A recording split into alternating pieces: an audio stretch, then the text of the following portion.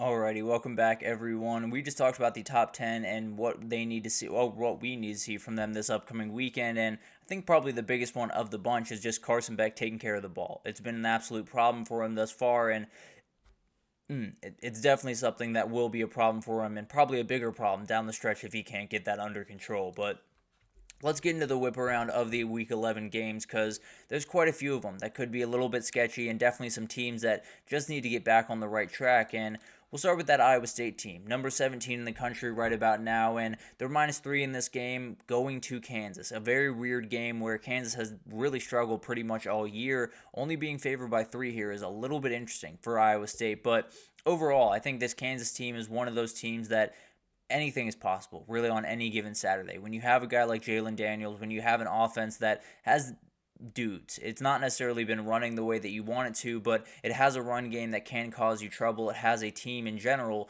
that can cause issues, and especially on the road, maybe they're the team that can totally bury Iowa State this season. And I think more than anything else, I would love to see them throw the ball in this game. Kansas gave up 350 yards to Josh Hoover a couple of weeks ago in TCU, and I think it's one of those games where you should be able to have some openings to take advantage of. Rocco Becht has gotten better and better throwing the ball downfield this year, and I think he's going to be able to do it in this game. I think Iowa State wins here. I think they cover here. I think they get everything back on track and pretty much just continue moving on their way towards a possible Big 12 title. And then you got Clemson, Virginia Tech. This is a very, very interesting game going on in Blacksburg, and definitely one where Clemson's just kind of in a bad spot. They got to win out. They probably need a little bit of outside luck to get into the ACC title and then into the CFP. It still could be a relatively successful season. You know, you go 10-2, you get to a relatively good bowl game, you win that one.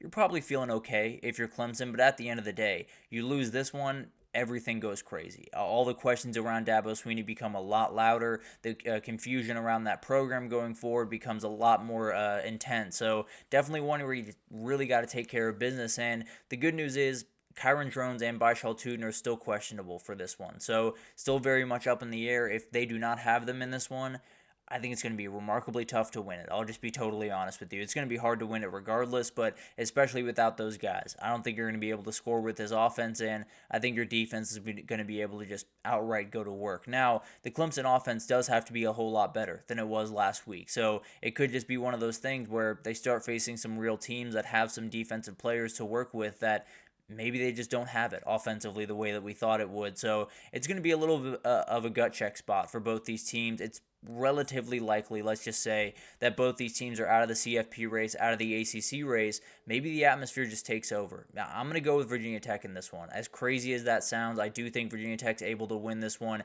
kind of battle back. I'm kind of on the fence about it, and I've gone back and forth just a little bit here, but I'll go with Virginia Tech for the time being. If there's any injury news, then I could very well switch that before we get to Saturday, frankly. But moving forward to the number 25 team in the country, Army is facing off against North Texas. We talked about this one in the upset alert segment, and we still don't know much about what's happening around Bryson Daly, and it's going to be a big-time question as they head into this one because it really just comes down to North Texas is likely going to be able to score in this game. One way or the other, they're probably going to be able to put up some points.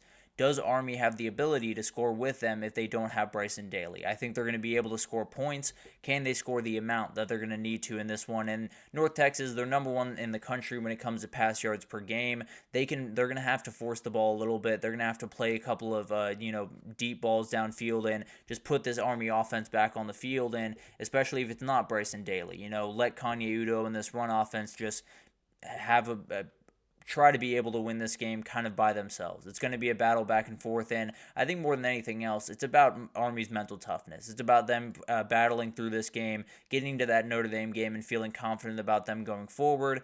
I think they're able to get this win. I think it could be a little bit ugly on the way there, but I think they're able to get the win, stay undefeated, and head into that Notre Dame game with a real shot at a CFP berth. And then we got a game that is not between ranked teams, but definitely wanted to break this one down really quickly. South Carolina Vanderbilt is the game that is another quote-unquote elimination game for the CFP. Both these teams are alive for the CFP. Not necessarily, it's going to be an uphill battle and going to be one where probably not likely necessarily, but definitely one where whoever wins this one is still alive. Whoever loses this one is fully out of the conversation and will not get back into it. The question is, the QBs are going to be asked to do a ton in this game. In these both of these offenses, it's about the QB decision making. It's about the reads that they make. So the question is, who does it better? Is it going to be Diego Pavia? Took a little bit of a step back last week against Auburn. Is he able to get back on the right track? And then South Carolina, is Lenora Sellers fully ready to go against a defense that is probably going to be a little bit more prepared? Is probably going to be fully locked in on this run game? Are they going to be able to get the openings that they need? And I think it's one of those games that could be very fun, could go a little bit back and forth. I think could fit a lot of different molds, honestly. I think it could be an outright slog fest. I think it could be back and forth, kind of explosive. I'll go with the Gamecocks here. I think they have a couple more game changers on that defense in particular, and I think that's probably the difference in this game. I think it's a little bit of a slogfest, but at the end of the day, South Carolina makes that one or two plays on defense to get the win. Then we got this game, and that line is very, very interesting, and it's a big-time reason why Missouri should be nowhere near the top 25, because that line is not crazy. That line makes a lot of sense to me, to be totally honest, especially if you're not getting Brady Cook in this game, which it doesn't seem like you're getting. So Oklahoma goes on the road to Missouri, and they're 2.5-point favorites. That offense has kind of been getting going. It hasn't been perfect. It's probably not going to be perfect in this game. But at the end of the day, since Jackson Arnold has come back from being benched, he has been a lot more efficient. He has been a lot more capable. Against Maine last week, they scored 56 points, ran the ball for almost 400 yards.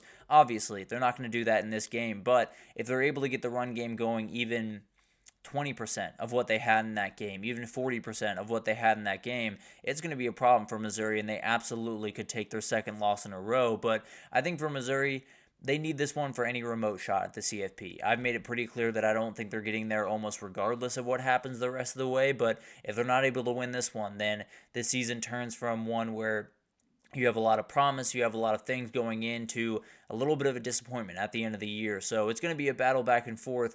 I think Oklahoma wins. I think it's going to be a weird one. I think Oklahoma's kind of found something offensively, and I think with the injuries for Missouri, I'm not so sure that they haven't necessarily thrown in the towel just a little bit on this season. But moving forward to that Nevada-Boise State game, this is going to be a really interesting one on Saturday night, and it's really the Ashton Jeanty show. That's what we're all coming for. That's what we're all staying for with the Boise State team. This is a 3-7 team on the other side, giving up 150 yards on the ground per game.